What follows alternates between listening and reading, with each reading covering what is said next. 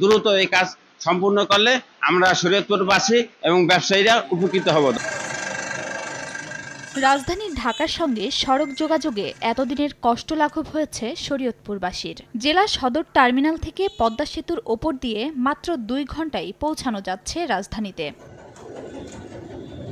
শরীয়তপুর থেকে ঢাকার দূরত্ব মাত্র 75 কিলোমিটার, আর জেলা শহর থেকে বঙ্গবন্ধু শেখ মুজিবুর রহমান এক্সপ্রেসওয়ের দূরত্ব মাত্র 27 কিলোমিটার। এ অংশটির বেহাল দশার কারণে গত কয়েক বছর ধরে চরম ভোগান্তি পোহাতে হয়েছে জেলাবাসীর। তবে চলমান সংস্কার কাজের 60% শেষ হওয়ায় এখন নির্বিঘ্নে চলাচল করতে পারছেন তারা। এতে স্বস্তি প্রকাশ করেছেন এ মহাসড়কের যাত্রী ও পরিবহন সংশ্লিষ্টরা। বাকি কাজ দ্রুত শেষ করার দাবি তাদের।